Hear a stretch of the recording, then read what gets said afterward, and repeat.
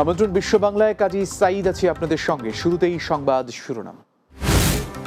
জুনের 21 দিনে দেশে প্রবাসী আয় 22,398 কোটি টাকা। ধারা অব্যাহত থাকলে রেমিটেন্সের রেকর্ড গড়ার সম্ভাবনা। স্বজন ছাড়া ভিন দেশের ঈদ বিনোদনে পর্যটন কেন্দ্রে ভিড় বাড়ছে প্রবাসীদের। বন্ধু স্বজনদের আড্ডায়ও কাটছে সময়।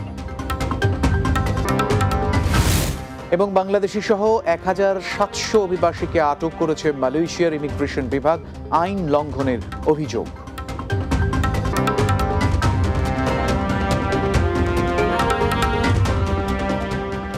শিরোনাম শুনছিলেন, এবারে বিস্তারিত। চলতি মাসের প্রথম 21 দিনে দেশে প্রবাসী আয় এসেছে 191,43,70,000 মার্কিন ডলার, যা দেশীয় মুদ্রায় 22,445,98,00,000 টাকা। বাংলাদেশ ব্যাংকের হালনাগাদ প্রতিবেদন থেকে এসব তথ্য পাওয়া গেছে।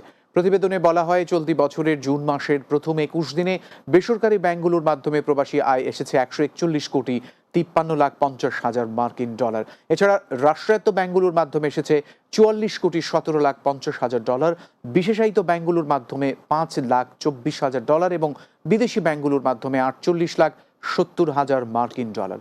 সংশ্লিষ্টরা বলছেন, ঈদুল আজহাকে কেন্দ্র করে চলতি মাসের শুরু থেকেই বিপুল পরিমাণে অর্থ পাঠিয়েছেন প্রবাসীরা, ফলে দেশের রেমিটেন্স প্রবাহ বেড়েছে। এই ধারা অব্যাহত থাকলে চলতি মাসের রেকর্ড পরিমাণ রেমিটেন্স আসতে পারে। এর আগে চলতি বছরের জানুয়ারিতে 210 কোটি ডলার, ফেব্রুয়ারিতে 216 কোটি 60 লাখ ডলার, মার্চে 199 কোটি 68 লাখ ডলার, এপ্রিলে 204 কোটি 30 লাখ ডলার এবং মে মাসে প্রবাসীরা 225 কোটি ডলার রেমিটেন্স পাঠিয়েছেন। তীব্র তাপপ্রবাহে চলতি বছর কমপক্ষে 1,301 জন হজযাত্রীর মৃত্যু হয়েছে। সৌদির সরকারি বার্তা সংস্থা জানিয়েছে, যারা মারা গেছে তাদের 3/4 সেখানে থাকার আনুষ্ঠানিক কোনো অনুমতি ছিল না। সে কারণে তারা হজের পর্যাপ্ত সুযোগ সুবিধা পাননি। তীব্র গরমে অনেকেই তাঁবুতে আশ্রয় নিতে পারেননি এবং সরাসরি সূর্যের আলোর নিচেই অবস্থান করতে হয়েছে এবং দীর্ঘ সময় হাঁটতে হয়েছে। যারা মারা গেছেন তাদের মধ্যে কয়েকজন বয়স্ক বা অনেক দিন ধরে অসুস্থ এমন লোকজনও ছিলেন। স্বাস্থ্যমন্ত্রী ফাহাদ আল জালাজেল বলেছেন, তীব্র তাপপ্রবাহ যে কতটা বিপজ্জনক এবং কিভাবে হজ যাত্রীরা নিরাপদ থাকতে পারেন সে সম্পর্কে সচেতনতা বাড়ানোর চেষ্টা অব্যাহত রয়েছে। ফাহাদ আল জালাজেল আরও বলেন, বিভিন্ন হাসপাতালে প্রায় 5 লাখ হজ যাত্রীকে চিকিৎসা দেওয়া হয়েছে। এর মধ্যে 1,40,000-এর বেশি হজ যাত্রী অনুমোদিত নয়। কেউ কেউ এখনও প্রচণ্ড তাপ প্রবাহের কারণে ক্লান্তি নিয়ে হাসপাতালেই অবস্থান করছেন। ভিন দেশে পরিবার পরিজন ছাড়া ঈদ যে কত দুঃখ কষ্টে ভরা তা একমাত্র প্রবাসীরাই বোঝেন। তাই নিজেকে একটু আনন্দ দিতে পবিত্র ঈদুল আজহা উপলক্ষে ইউরোপের বিভিন্ন দেশে দর্শনীয় স্থানে ভিড় বাড়ছে প্রবাসীদের। আবার অনেকে বন্ধু স্বজনরা মিলে একসাথে হয়ে ঈদ আনন্দে মেতে উঠছেন বিভিন্ন আড্ডায়। প্রতিনিধিদের পাঠানো তথ্য ছবিতে আরও জানাবেন অর্ণব নাসির। পর্তুগাল বাংলাদেশ ফ্রেন্ডশিপ অ্যাসোসিয়েশনের উদ্যোগে ঈদ পুনর্মিলনী অনুষ্ঠিত হয়েছে। পর্তুগাল প্রতিনিধি SM আজাদ জানান, লিসবনের আলতো দা সেরাফিনা পার্কে বাংলাদেশি প্রবাসীদের পদচারণায় মুখরিত হয়ে ওঠে। দিনব্যাপী ছিল শিশুদের ক্রীড়া প্রতিযোগিতা, পুরুষের হাড়ি ভাঙা, নারীদের বালিশ খেলা এবং শালফেল ড্র অনুষ্ঠানের আয়োজন। প্রিয়জনদের সঙ্গে আড্ডা এবং সঙ্গীতের সুরের মূর্ছনায় প্রবাসীদের ছুটির দিনটি উৎসবমুখর হয়ে ওঠে। অনুষ্ঠানের শেষ পর্বে প্রতিযোগিতায় বিজয়ীদের মধ্যে পুরস্কার বিতরণ করা হয়। এই সংগঠন সামাজিক এবং অলাভজনক অরাজনৈতিক একটি সংগঠন। ঈদ পুনর্মিলনীর মাধ্যমে আমাদের কিছুটা হলেও এন্টারটেইনমেন্টের ব্যবস্থা হয়। আমি ব্যক্তিগতভাবে এখানে এসে খুবই আনন্দিত এবং এনজয় করেছি। বাংলাদেশ আওয়ামী যুবলীগ কাতালোনিয়া শাখার উদ্যোগে ঈদ পুনর্মিলনী ও আলোচনা সভা অনুষ্ঠিত হয়েছে। স্পেন প্রতিনিধি লোকমান হোসেন জানান, দেশটির স্থানীয় একটি রেস্টুরেন্টে কাতালোনিয়া আওয়ামী যুবলীগের সভাপতি সালাউদ্দিনের সভাপতিত্বে এই আয়োজন করা হয়। সাধারণ সম্পাদক মহিউদ্দিন কিশোরের পরিচালনায় সভায় অতিথি হিসেবে বক্তব্য রাখেন কাতালোনিয়া আওয়ামী লীগের সাধারণ সম্পাদক কাজী আমির হোসেন আমু, স্পেন আওয়ামী লীগের মহিলা বিষয়ক সম্পাদিকা খাদিজা আক্তার মনিকা, কাতালোনিয়া আওয়ামী লীগের সিনিয়র সহসভাপতি আবু তালেব আল মামুন লাবু, মোহাম্মদ কামরুল, নাজমা জামাল, শিউলি আক্তার ও রুবেল হোসেন। শুভেচ্ছা বক্তব্য রাখেন কাতালোনিয়া আওয়ামী যুবলীগের সদস্য জুয়েল আহমেদ, আব্দুল মান্নান, জাহিদুল ইসলাম দীপু, সুলেমান আহমেদ, ফারহান প্রীতম, মামুন হোসেন ও আশরাফুল ইসলাম সহ অনেকে। বার্সেলোনায় প্রবাসী বাংলাদেশি ব্যবসায়ীদের সংগঠন বিজনেস অ্যাসোসিয়েশন অ্যান্ড কাতালোনিয়ার উদ্যোগে ঈদ পুনর্মিলনী ও আলোচনা সভা অনুষ্ঠিত হয়েছে। স্পেন প্রতিনিধি লোকমান হোসেন জানান, স্থানীয় এক রেস্টুরেন্টে সংগঠনের সভাপতি শিপলু আহমেদ নিয়াজির সভাপতিত্বে এই আয়োজন করা হয়। সাধারণ সম্পাদক জসিমউদ্দিনের পরিচালনায় আলোচনা সভায় বক্তব্য রাখেন আফতাব নজরুল ইসলাম, আমিন আলী রফিক, নজরুল ইসলাম, ফারুক মিয়া, এলাইস মিয়া, আজিজুর রহমান, নজরুল ইসলাম আবির, আব্দুল মুমিন, জুবের আহমেদ, সাব্বির আহমদ, ইকবাল বকশি, আব্দুল জব্বার খসরু, নজরুল হক অপি, আনোয়ার হোসেন, নোমান আহমদ, মিনহার মামুন ও রেদওয়ান আহমদ সহ আরও অনেকে। Arnab Nasir, news desk, Bangla TV. অভিবাসী আইন লঙ্ঘনের দায়ে বাংলাদেশি সহ 1700 অভিবাসীকে আটক করেছে মালয়েশিয়ার ইমিগ্রেশন বিভাগ। দেশটির সেলাঙ্গার রাজ্যের পোর্ট ক্লাং এর বন্দর সুলতান সুলেমান জালান সুলতান আব্দুল সামাদ ফ্ল্যাটের আবাসিক এলাকায় অভিযান চালিয়ে তাদের আটক করা হয়। আটককৃতদের মধ্যে ইন্দোনেশিয়া, বাংলাদেশ, নেপাল এবং মায়ানমারের নাগরিক রয়েছেন। তবে এর মধ্যে কতজন বাংলাদেশি রয়েছেন তা জানা যায়নি।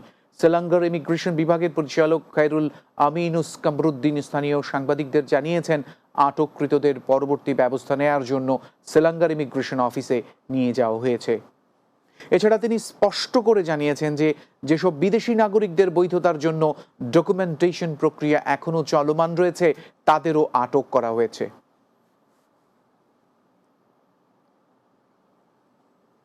বিশ্ব বাংলায় বিরতি নেব, এরপর আরো যা থাকবে। সিলেট অঞ্চলকে বন্যা দুর্গত ঘোষণার দাবি, কুয়েত প্রবাসী বাংলাদেশিদের দ্রুত ত্রাণ সরবরাহ নিশ্চিতের আহ্বান।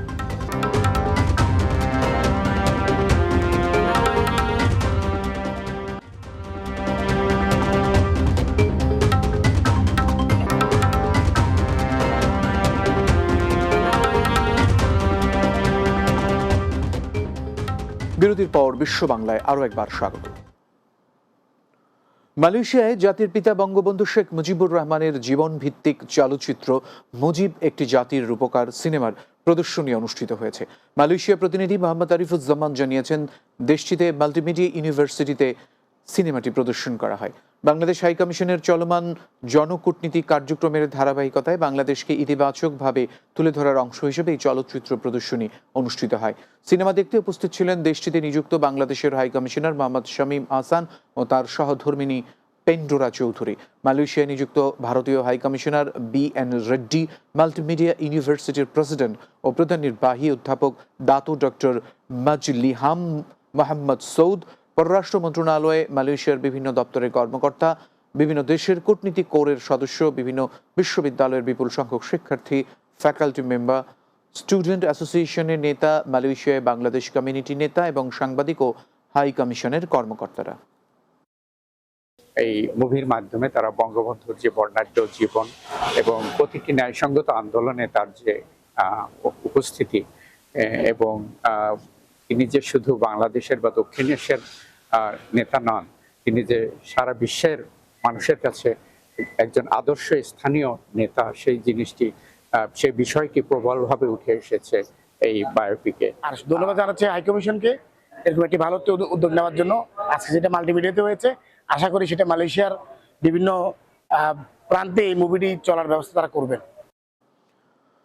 মৌলভীবাজার, সুনামগঞ্জ, হবিগঞ্জ ও সিলেট জেলাকে বন্যা দুর্গত এলাকা হিসেবে ঘোষণা ও দ্রুত ত্রাণ সরবরাহের দাবি জানিয়েছেন কুয়েতে বসবাসরত বৃহত্তর সিলেট অঞ্চলের প্রবাসীরা। কুয়েত প্রতিনিধি আহ জুবেদ জানিয়েছেন, দেশটিতে অবস্থিত রাজবাড়ী রেস্টুরেন্টে বৃহত্তর সিলেট কুয়েত প্রবাসীদের উদ্যোগে আয়োজিত এক সভায় এই দাবি জানানো হয়। আয়োজিত অনুষ্ঠানে সভাপতিত্ব করেন সিলেট বিভাগ প্রবাসী কল্যাণ পরিষদ কুয়েতের সভাপতি আবু সাইদ কুতুবুদ্দিন। সুনামগঞ্জ মানব কল্যাণ সমিতি কুয়েতের সাধারণ সম্পাদক শুরুক মিয়ার সঞ্চালনে প্রধান অতিথি ছিলেন জালালাবাদ অ্যাসোসিয়েশনের কুয়েতের উপদেষ্টা কাজী শফিক। প্রধান বক্তা হিসেবে ছিলেন জালালাবাদ অ্যাসোসিয়েশন কুয়েতের সাধারণ সম্পাদক মুরাদুল হক চৌধুরী। এছাড়াও অতিথি হিসেবে উপস্থিত ছিলেন জালালাবাদ অ্যাসোসিয়েশন কুয়েতের উপদেষ্টা আলিমুদ্দিন, বাংলাদেশ প্রেস ক্লাব কুয়েতের সাধারণ সম্পাদক আহ জুবেদ, ফেঞ্চুগঞ্জ কল্যাণ সমিতির কুয়েতের সাধারণ সম্পাদক আহাদ আম্বিয়া খোকন, জালালাবাদ অ্যাসোসিয়েশন ফর ওয়ানিয়া শাখার আহ্বায়ক লোকমান জাহিদ, রাজনগর প্রবাসী ঐক্য পরিষদ কুয়েতের সাধারণ সম্পাদক আলাল আহমদ ও জালালাবাদ অ্যাসোসিয়েশন কুয়েতের সহ সভাপতি লেচুমিয়া সহ অনেকে। কাতার প্রবাসীদের নিরাপদ এবং স্বাস্থ্যসম্মত স্বদেশি খাবার পরিবেশনের মধ্য দিয়ে তৃতীয় প্রতিষ্ঠা বার্ষিকী উদযাপন করল বাংলাদেশি প্রতিষ্ঠান গ্রাম বাংলা রেস্টুরেন্ট। কাতার প্রতিনিধি আকবর হোসেন বাচ্চু জানিয়েছেন, দেশটির রাজধানী দোহার নাজমা চেয়ারম্যান হোটেলের বিপরীতে কেক কেটে আলোচনা সভা অনুষ্ঠিত হয়। গ্রাম বাংলা রেস্টুরেন্টের স্বত্বাধিকারী বিশিষ্ট প্রবাসী ব্যবসায়ী সৌরভ হোসেন সরকারের সভাপতিত্বে এই আয়োজন করা হয়। আমিন ব্যাপারীর পরিচালনায় অনুষ্ঠানে প্রধান অতিথি ছিলেন কাতারে নিযুক্ত বাংলাদেশের রাষ্ট্রদূত মোহাম্মদ নজরুল ইসলাম। বিশেষ অতিথি ছিলেন ব্যবসায়ী মোহাম্মদ শফিকুর রহমান, মোহাম্মদ শাহাদাত হোসেন, শামসুল আরিফিন ও দূতাবাস কর্মকর্তা সাজিদুল ইসলাম। এ সময় বক্তব্য রাখেন বিশিষ্ট ব্যবসায়ী হবির রহমান, প্রিন্স মোহাম্মদ ইয়াসিন, মহসিন হাবিব, সাংবাদিক MS সালাম ও প্রতিষ্ঠানের ম্যানেজার আব্দুল গাফফার সাকিব সহ অনেকে। এই রেস্টুরেন্টের মাধ্যমে আমরা কাতারের বুকে বাংলাদেশের যে উদ্যোক্তারা যারা আছেন তারা আস্তে আস্তে তারা ট্রেড অ্যান্ড কমার্স বা যে ব্যবসায়ের ক্ষেত্রে যে আরও বেশি এনগেজ হচ্ছেন, আরও বেশি তারা অবদান রাখছেন এবং আমরা যে সফিস্টিকেটেড বিজনেস বা যেগুলো নাকি একটু স্পেশালাইজ বিজনেস বলি সেগুলোতে আমরা আস্তে আস্তে যে আমাদের অবদান রাখতে পারছি তার একটা ভালো প্রমাণ হলো আজকের এই চমৎকার গ্রাম বাংলা রেস্টুরেন্ট। আমরা সফলতার সাথে এখনো পর্যন্ত আলহামদুলিল্লাহ আছি। সবার কাছে একটাই আহ্বান থাকবো, গ্রাম বাংলার দিকে আপনারা আসবেন। আমিরাতে মধ্যাহ্ন বিরতি আইন মেনে চলার আহ্বান জানিয়েছেন দেশটিতে নিযুক্ত বাংলাদেশের রাষ্ট্রদূত মোহাম্মদ আবু জাফর। আবুধাবিস্থ বাংলাদেশ দূতাবাসের উদ্যোগে আয়োজিত ঈদ পুনর্মিলনী অনুষ্ঠানে তিনি কথা বলেন। আবুধাবি প্রতিনিধি M আব্দুল মান্নান জানিয়েছেন, দূতাবাস মিলনায়তনে এই আয়োজন করা হয়।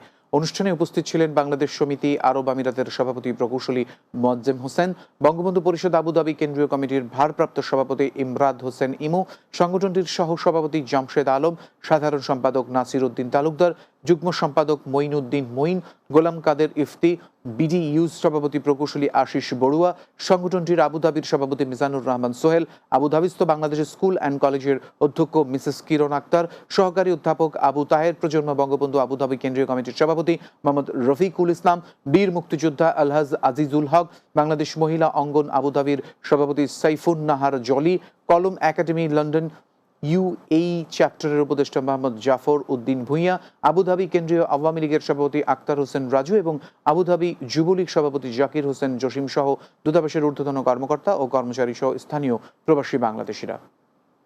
ঈদ পুনর্মিলনী আয়োজনটা হয়েছে আমাদের প্রবাসী বাংলাদেশিদেরকে নিয়ে। ছোট পরিসরে হলেও ভালো লাগতেছে। আমরা একজনের সাথে ঈদের ভাব বিনিময় করেছি। পরবর্তীতে আরো বৃহৎ পরিসরে আশা করে ওনারা করবেন। এই আয়োজনে আমরা উপস্থিত হতে পেরে ধন্যবাদ জানাচ্ছি। খুবই আনন্দিত এবং খুব সুন্দর পরিবেশ। ঈদের পুনর্মিলনী প্রবাসীরা আমরা উজ্জীবিত হয়েছি। মিলন মেলার আয়োজন করেছে, তার জন্য রাষ্ট্রদূত মহোদয়কে এর পক্ষ থেকে ধন্যবাদ। প্রতি বছরই ঈদের মাধ্যমে চর্চা করার একটা সুযোগ হয়, আমাদেরকে স্মরণ করে দেওয়া হয় যাতে আমরা আমাদের জীবন আচার, জীবন বোধ কিভাবে পরিচালিত হবে সেই জায়গায় যাতে থাকি। মধ্যাহ্নের জন্য কর্মবিরতি যে ব্যবস্থা রয়েছে সবাই সেটি মেনে চলবেন। বিশ্ব বাংলা শেষ করব, তার আগে এক নজরে সবগুলো শিরোনাম জানাবো। জুনের 21 দিনে দেশে প্রবাসী আয় 22,398 কোটি টাকা, ধারা অব্যাহত থাকলে রেমিটেন্সের রেকর্ড গড়ার সম্ভাবনা। স্বজন ছাড়া ভিন দেশের ঈদ বিনোদনে পর্যটন কেন্দ্রে ভিড় বাড়ছে প্রবাসীদের, বন্ধু স্বজনদের আড্ডায়ও কাটছে সময়।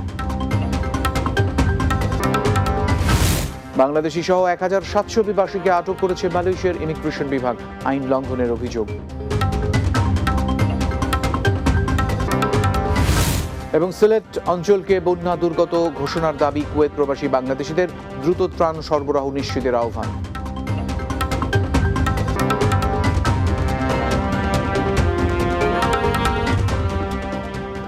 এই ছিল বিশ্ব বাংলায়। এতক্ষণ সঙ্গে থাকার জন্য অনেক ধন্যবাদ।